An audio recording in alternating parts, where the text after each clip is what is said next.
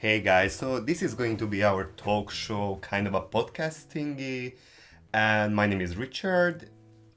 Yeah, I'm Betty, and we're from Hungary, studying in Denmark.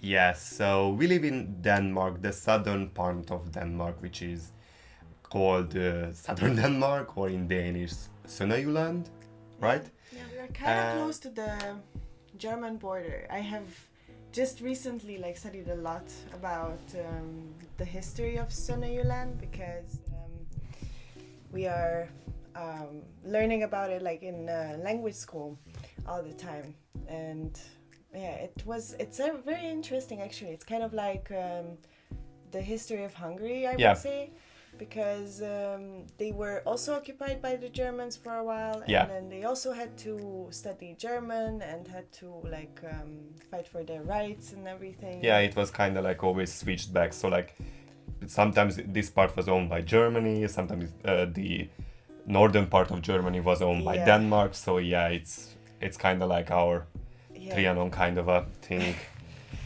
And actually, apparently, what is it, the treaty itself would be over. Yeah, that some would people mean say that. everything would be able to get back to normal, or Uh, before that. yeah, Which is not gonna normal. happen. Yeah. Exactly. So, some things about us. We are both studying to be a teacher in Denmark, and it's part of the International Teachers Training Education. She is a second year student, I'm a first year student. And basically, the whole idea is about that we start our education in English and we receive a really intensive Danish culture and language education in the first year, meaning that 2 days per week we actually don't have a university. We actually go to a language school, which is kind of available most of in every cities in Denmark, where you can just go there and study for free. Not anymore. Not anymore. Some people say, and yeah, there is because we were actually asking our teachers Yeah, a few days ago. we Yeah. had a info meeting with our language school teachers, and so they say that those coming now will have to pay something like 2,000 kroner. What is that in? Yeah, 2,000 crown is euros? like this. So some people say it's kind of because the government is not pro-immigration and not pro-refugees, even though they actually accept what is necessary according to European regulations, but they are trying to keep it on the low, basically. Yeah, I just talked again with my Danish teacher, and she was saying that. So she explained the whole thing to me because I'm still not so into Danish politics. Mm-hmm. But so they have this big party that's really good and was the foundation of their democracy, and that is the Socialdemokrati. Oh yeah, the Social Democrats. Yeah. And so right now it's not them who were elected the governing party, and so that's why, for example, there's this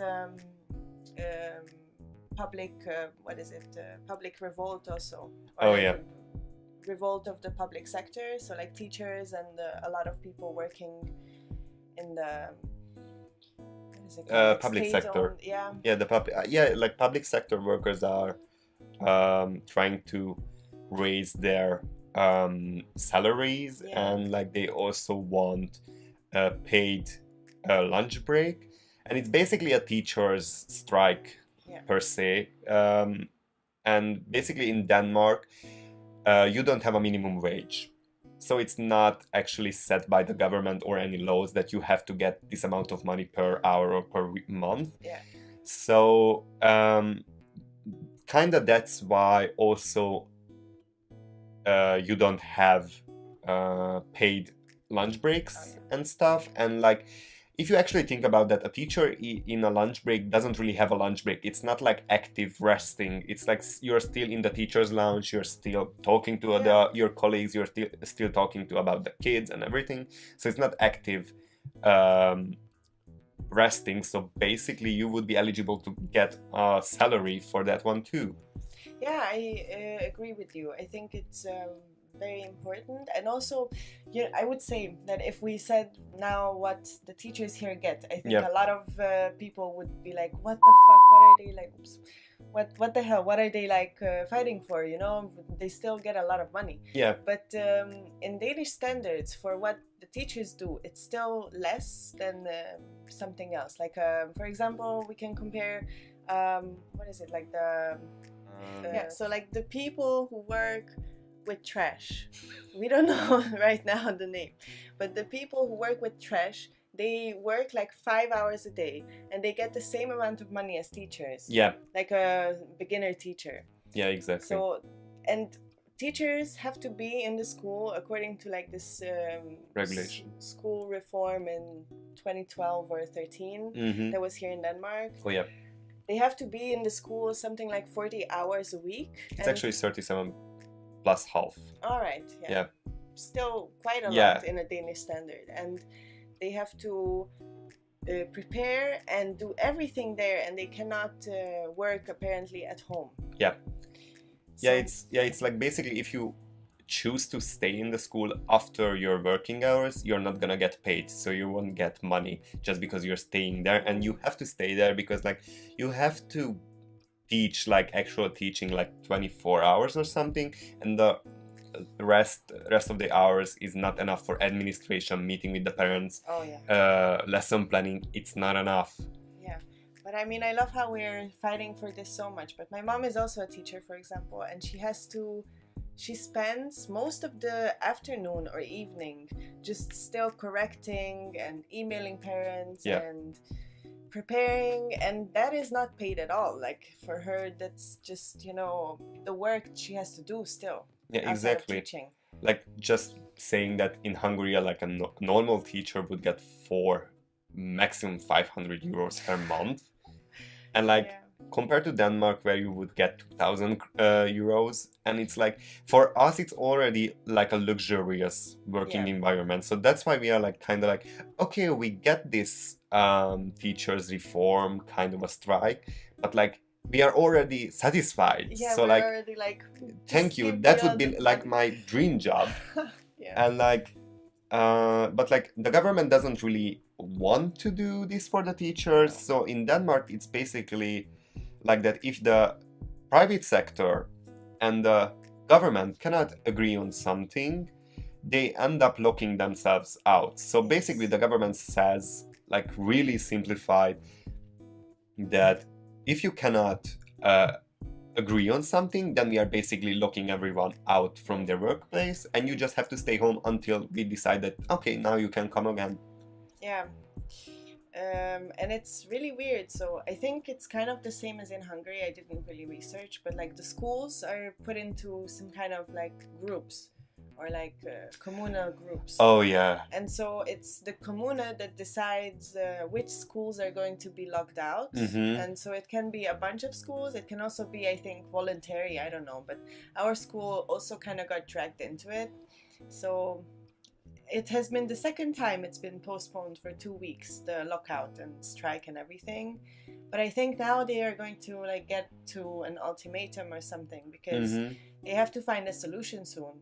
And now it would be really annoying if now they would have decided that they are locking everyone out or striking. Like we literally have 1 month left of uni. Imagine now a lockout. 1.5 maybe. Maybe. And like all of our final exams for this semester would be postponed. And like they're like we are just like concerned about the exams right now, and we just, how is it going to affect our exams? Like, are we do we have to stay until the middle of June, or do we have to come back early on in August, or what? And they don't know, because it's like not really usual in Denmark that they do this, and they don't actually have like a point by point protocol for this. My friend told me that there was a lockout in 2013, and then in our school also, and it lasted 3 months. Yeah. It was the actual, like, the regulation which they are fighting against right now.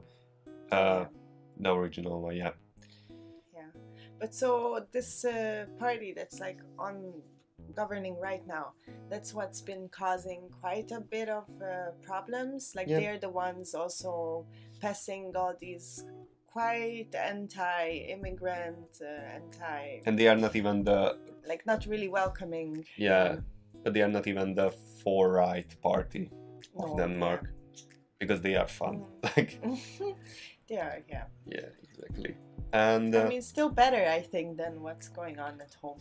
if you ask yeah, me. like compared to Hungary, Denmark is really inviting and really friendly and really everything, which is positive. But like, if we want to actually talk about something positive in Denmark, and if you're like actually considering to moving to Denmark for studying or working, I would definitely say that you should do it, especially if you're coming from an Eastern European country, and we all know that Eastern European countries are not the best, let's No. say.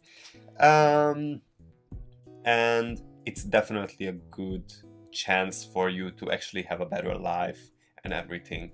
Yeah, but you also cannot like just accept, you know, that you come here and like good life will be offered on a silver plate. Definitely Because not. for one, I get it, you know, we're kind of intruders as much as we can be. I mean, now, you know, the concept of the European Union, I guess, is that we're all the same, but we're still not quite the same, and that makes sense. So I think when you move anywhere, but also here in Denmark, what you have to show to them is initiative and that you really want to stay here and that you like and want to contribute to their society. Exactly. Because that's, according to what I've seen so far, is like one of the most important things, or at least professionally speaking. Yep. And then learn the language. Exactly, because like even though if you are just like walking in Denmark and you are like literally lost on the street and you're asking the oldest lady you can find, like, hi, sorry, can you help me? Like, where can I find this street? She is going to be able to talk with you in English. Yes. Because that's the Danish educational system. Literally everyone knows some sort of a level of English. And that's amazing. But like, as you would just imagine yourself that you're always meeting people who are talking to you in English instead of your native language in your home country, you would be also frustrated. Why do you have to speak in a foreign language all the time? So it's obvious that you have to learn the native language. But they're always very happy to speak English with you. That's also a funny thing. So like, I am trying to learn the language as much as I can. And like, they realize that I'm not from Denmark, and then sometimes they just immediately switch to English, like, oh yes, let's just talk English. And I'm like, well, okay, but like I also want to learn the language. Yeah. So that's a little bit annoying, but I mean, it's still like a really nice thing, you know, that you can just really go up to anyone, like the bus driver can explain it to you in English what to do. Exactly. Yeah. And I think it's also funny that if you ever like actually experience a Danish school, then I am still questioning, based on my 2 years of teaching practice, how on earth they actually learn the language, because there's no requirements like we are used to, I think, in the Hungarian system. They don't have any word tests every second day. They don't have unit tests and whatever. It's just topic after topic, speaking English and Danish.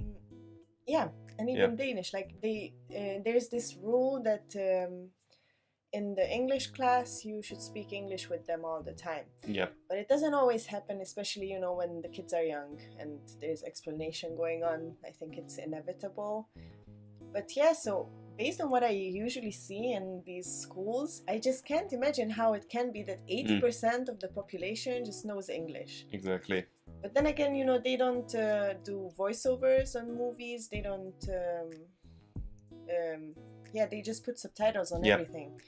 And I guess, you know, there's the whole internet and everything. So makes sense, you know, that sooner or later everyone knows some English. But like, I think maybe grammar-wise and vocabulary-wise, my education was it was very intense, but it was also rewarding. I'm not gonna say I'm thankful to it or anything. I didn't enjoy it that much. I Me still neither. think that the Hungarian education system is how it is now, and I'm not accusing the teachers or anything. It's just the whole system. Yeah, It is killing inner motivation, exactly. and there's And like, just nothing. yeah, just like this didactical way of teaching is like, of course, in a university setting, it's obvious that you have to learn a lot of didactics, but like when you're like literally 6 years old, you don't have to learn and get tested all the time, No. because that's gonna kill your motivation all the time. So you should be probably just like enjoying the school in the first 3 or 4 years, Yeah. as it like an advanced kindergarten kind of a Yeah. situation, and you're learning by playing. Yeah. Yeah. But I can see the difference, by the way, when I talk with our Danish university students. Oh yeah. Yeah, because they are reading and working on university stuff all the time.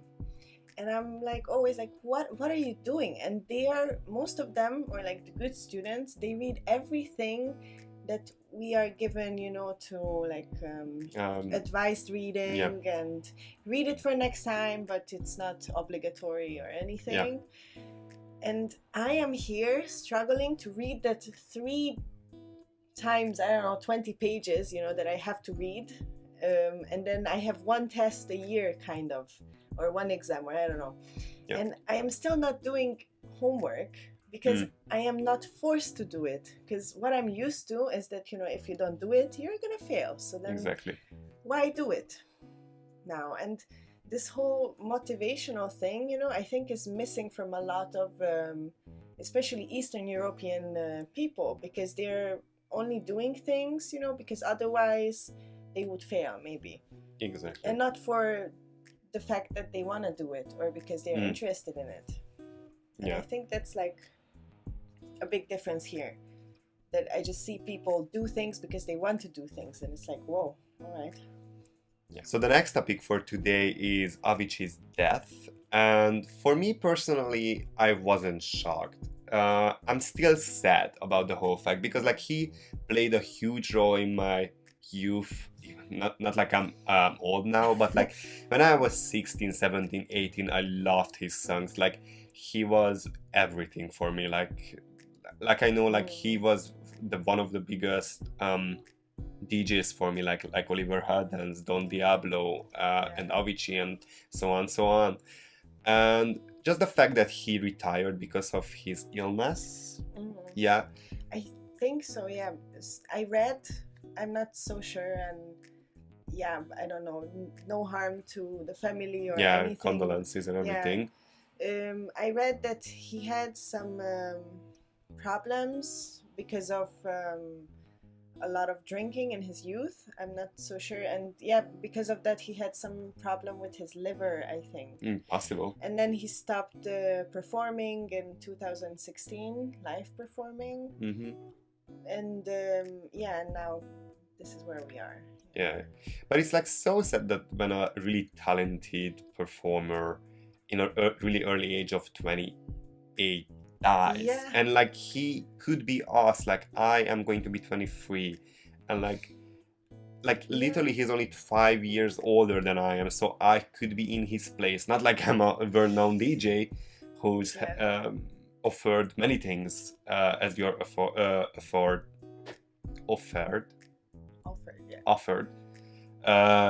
in the pop culture, but like I kind of get like both of the situations. Like, why would you have these problems if he had any, and like also if you have any health problems, why how it would actually affect it. I think I can't even imagine how it can be, when there's so many people watching you all the time.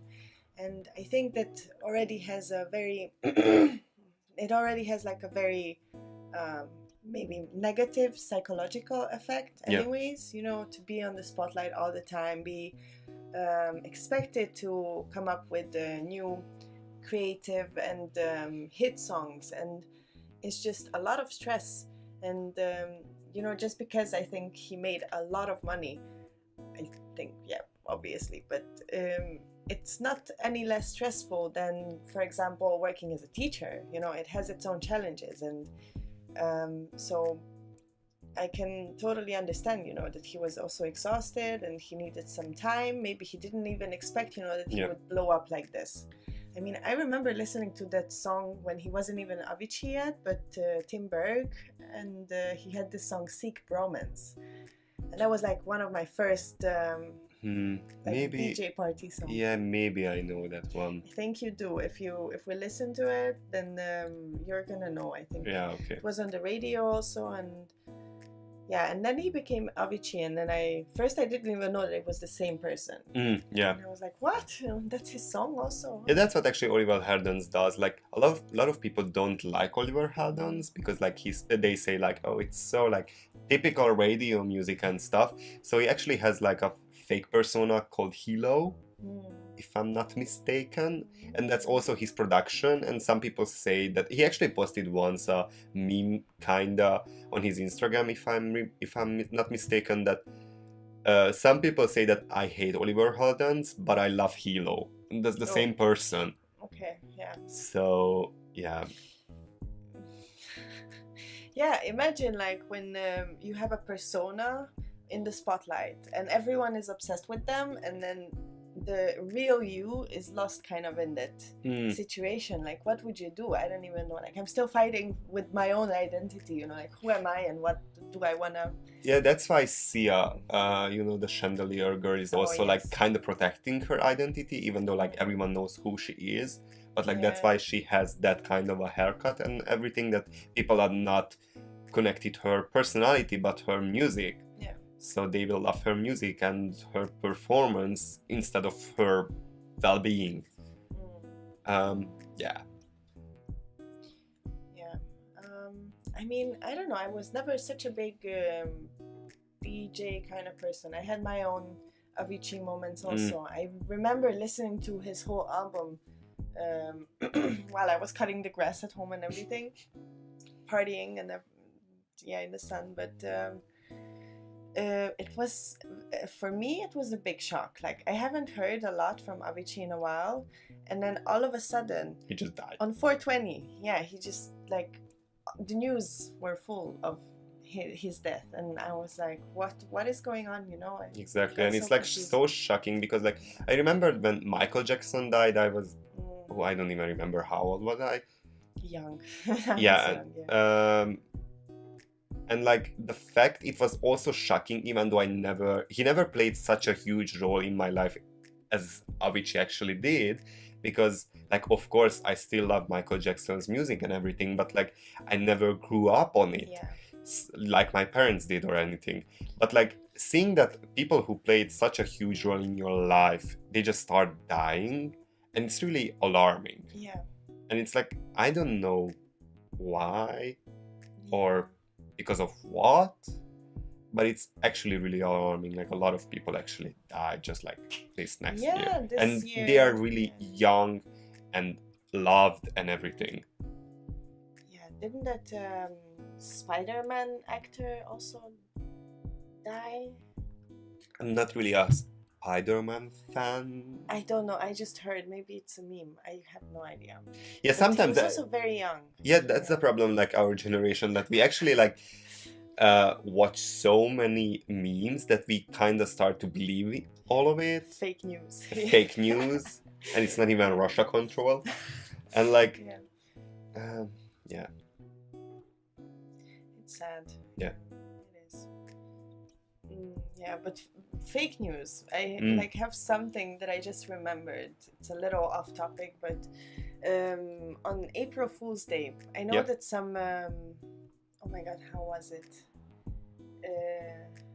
Some either Slovakian or Czech newspaper, they published some kind of article about an enormous battleship they're building, and it was on April Fool's. Oh yeah.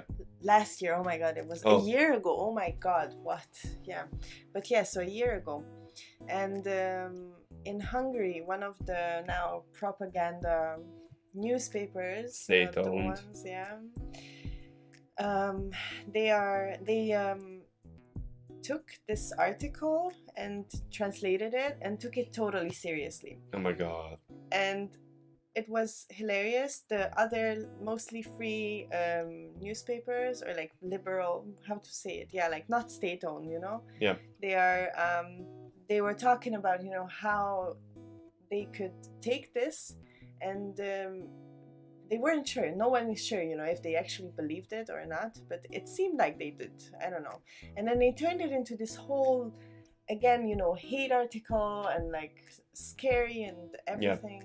Yeah, I wish I had it with me, because then I could read it up, because it's actually hilarious. And that's why it's hilarious that this newspaper believed it, because it was just so fake, or like such a joke. Yeah, but like, even just like you think about the allegations that they say that Russia created fake news against Hillary, so the whole American population was tricked to vote for Trump. And like, maybe not. Maybe. We don't know. Yeah, who knows? I also heard that Trump actually didn't want to become president. I also heard that one. Yeah.